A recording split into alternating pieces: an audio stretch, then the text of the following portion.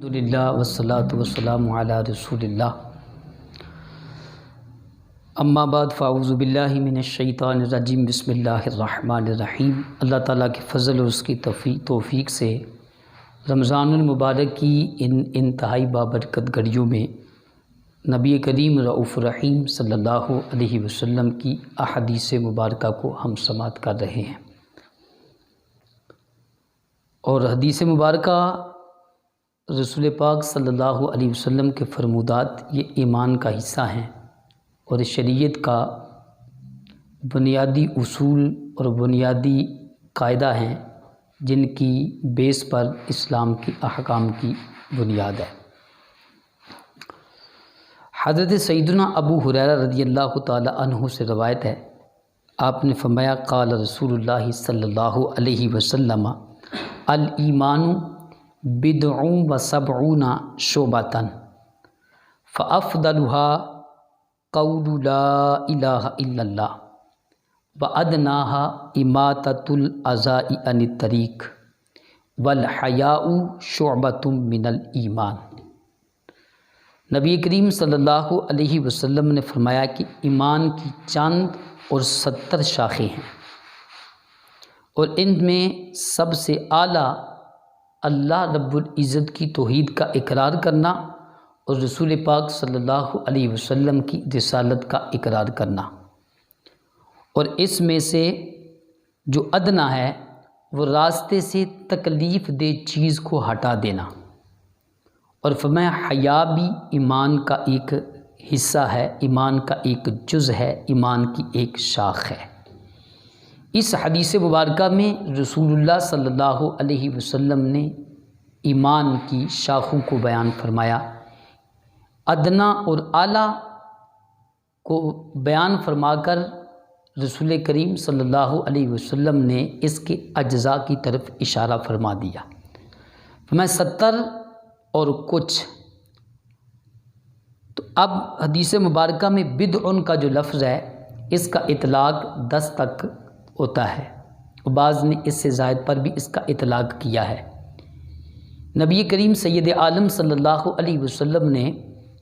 یہ بات واضح فرما دی، فرمایا کہ لا الہ الا اللہ محمد الرسول اللہ، یہ کہنا، اقرار کرنا اللہ کی توحید کا، رسول کریم صلی اللہ علیہ وسلم کی رسالت کا، فرمایا یہ بھی ایمان کا ایک جز ہے، اور فرمایا یہ سب سے اعلیٰ جز ہے، اور سب سے ادنا جز ہے کہ راستے سے تکلیف دہ چیز کو ہٹا دینا، یعنی کہ راستے میں اگر کوئی پتھر ہے، راستے میں کوئی ایسی چیز ہے کہ جس سے راستے سے گزرنے والے کو اذیت پہنچ سکتی ہے، تکلیف پہنچ سکتی ہے، اس کو ٹھوکر لگ سکتی ہے، اس کے پاؤں کو کانٹا لگ سکتا ہے، ایسی چیزوں کو ہٹانا، فرمایا یہ بھی ایمان کا ایک حصہ ہے۔ اور ایک حدیث مبارکہ میں رسول کریم سید عالم صلی اللہ علیہ وسلم نے فرمایا کہ راستے سے تکلیف دہ چیز کو ہٹانا صدقہ ہے، یعنی راستے میں ایسی چیزوں کو پھینکنا کہ جس سے گزرنے والوں کو تکلیف ہو۔ جیسا کہ آج ہمارے معاشرے کے اندر یہ دستور ہے کہ گھر کا کوڑا اور گندگی اٹھا کر یہ ہم گلیوں میں پھینک دیتے ہیں، نالیوں میں پھینک دیتے ہیں، نالیاں بند ہوتی ہیں، گندا پانی روڈوں پر آ جاتا ہے اور چلنے والوں کو تکلیف ہوتی ہے، وہاں گزرنے والے نمازی ان کو تکلیف اور اذیت ہوتی ہے۔ رسول کریم صلی اللہ علیہ وسلم نے فرمایا ایسا نہ کرو، کہ یہ بھی ایمان کا ایک حصہ ہے، اگرچہ یہ سب سے ادنا درجہ ہے ایمان کا، لیکن اس کو بھی جو ہے وہ ہمیں اہمیت دینی چاہیے کہ ایک شخص اپنے گھر سے نماز ادا کرنے کے لیے نکلا، اور میری چھوٹی سی غلطی سے اگر وہ گندا نالی کا پانی جو روڈ پر آ گیا، میرے گندگی پھینکنے سے، کوڑا پھینکنے سے، اب اس گزرنے والے کے کپڑوں پر اگر چھینٹے پڑ گئے اور وہ جماعت کے ساتھ نماز پڑھنے سے رک گیا، رہ گیا، اس کو جماعت نہ مل سکی، تو اب اس کا گناہ کس پر ہوگا؟ یا اس کی نماز کا وقت گزر گیا، وہ نماز نہ پڑھ سکا، تو اس کا گناہ کس پر ہوگا؟ اس بات کو تھوڑا سا سوچنا چاہیے۔ اگرچہ بظاہر دیکھنے میں یہ ایک معمولی چیز ہے، اور غیر شعوری طور پر انسان ایسا عمل کرتے جھجکتا نہیں ہے، ایسا کر دیتا ہے، لیکن نہ جانے راستے میں ہم نے جگہ جگہ کوڑے اور گندگی کے ڈھیر لگا دیے، ہم نے جگہ جگہ راستے میں گزرنے والوں کے لیے تکلیف اور اذیت کے سامان پیدا کر دیے۔ میرے رحمت کریم آقا صلی اللہ علیہ وسلم نے فرمایا، جو راستے سے ایسی تکلیف دہ چیز کو ہٹا دے کہ جس سے گزرنے والے کو اذیت اور تکلیف پہنچتی ہے، اللہ کے محبوب نے فرمایا یہ بھی ایک صدقہ ہے۔ صرف مال اللہ کے راستے میں دینا، دولت اللہ کے راستے میں دینا ہی صدقہ نہیں، بلکہ فرمایا ایسے شخص کو بھی صدقے کا ثواب ملے گا جو راستے سے تکلیف دہ چیز کو ہٹا دیتا ہے۔ اور آگے فرمایا حیا بھی ایمان کا حصہ ہے۔ اور حیا کسے کہتے ہیں؟ حیا انسان کے اندر اس کیفیت کو کہتے ہیں جو انسان کو گناہوں سے روکے۔ اذا ما لم تستحی فاصنع ما شئت، میں جب تو حیا نہ کرے تو پھر تو جو چاہے کر۔ یعنی حیا ہی ایک ایسی چیز تھی جو اس کو اللہ رب العزت کی نافرمانیوں سے روکتی، گناہوں سے روکتی، کسی کی عزت کو پامال کرنے سے روکتی۔ تو جب اس کے دل سے حیا ختم ہو گئی تو حیا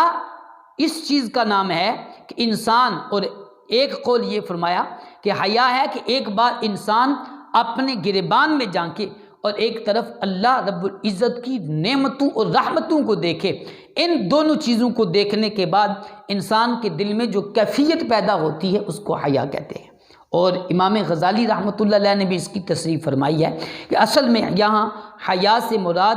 غیرت ایمانی ہے کہ جس کی وجہ سے انسان گناہوں سے رک جائے، اور حیا ہی